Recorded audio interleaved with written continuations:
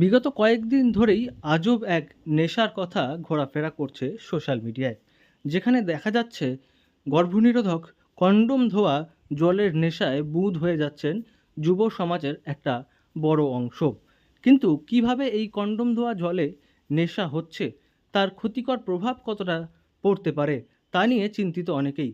বিশেষজ্ঞ বলছেন কিভাবে এখান থেকে নেশা হচ্ছে।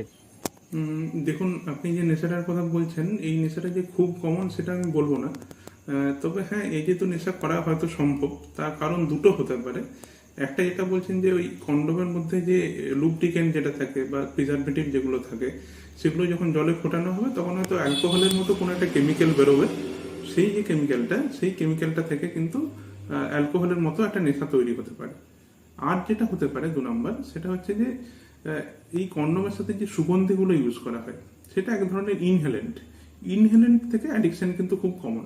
যেরকম ধরুন ডেন্টাইটের অ্যাডিকশন বা বিভিন্ন ধরনের পেইন্ট বা নেল পলিশ রিমুভার, সেগুলো থেকে অনেক সময় অ্যাডিকশন হয়। সেগুলো এই জাতীয় ইনহেলেন্ট অ্যাডিকশন।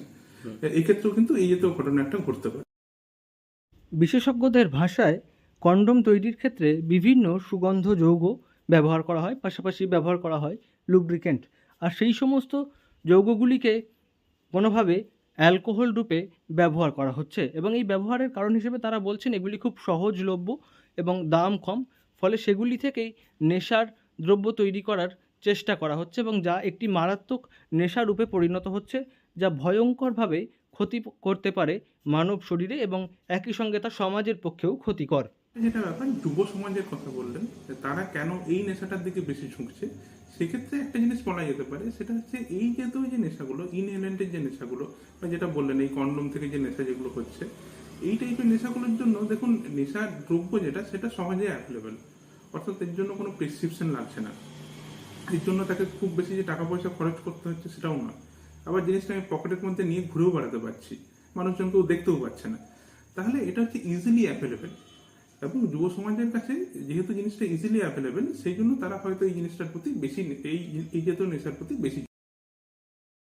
অন্য এক বিশেষজ্ঞ চিকিৎসকের কথায়, যারা সাধারণ নেশাদ্রব্য সেবন করেন তাদের থেকে যারা এই অন্য রকম নেশা করেন তাদের শরীরে ক্ষতি হয় আরও বেশি, এবং তাদের ক্ষেত্রে চিকিৎসাতেও জটিলতা দেখা দেয়। কারণ সাধারণ নেশার ক্ষেত্রে যে চিকিৎসা ব্যবস্থা প্রয়োগ করা হয় সেই ধরনের চিকিৎসা ব্যবস্থা এক্ষেত্রে প্রয়োগ করা যায় না অনেক ক্ষেত্রেই। পাশাপাশি এইসব ক্ষেত্রে চিকিৎসকদের কাছেও ধ্যান ধারণা কম থাকে। হচ্ছে ওদের মানে সেভাবে সেক্সুয়াল এবং ওইসব কিছু নেই। এটাতে হচ্ছে জাস্ট ও কন্ডোমের যে পদার্থটা আছে সেটার উপরে ওরা নেশা করছে।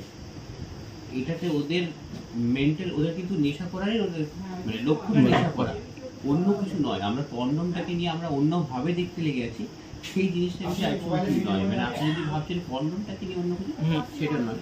এটা হচ্ছে কন্ডোমের মধ্যে যে নেশা নেশা করছে, ওটা নেশার জন্য ও নেশা করছে, কিন্তু ও সেক্সুয়ালি অন্য কিছু করার চেষ্টা করছে না। এটা তো এগুলো যেহেতু ওয়াদি কাউন্টার সস্তা জিনিস, মানে এগুলো কি এটা ক্ষতিকারক ওর থেকে বেশি। কেন কি এগুলো যেগুলো কম ইউজ হয়, এর ট্রিটমেন্ট কনভেনশনাল নয়, কিছু নয়।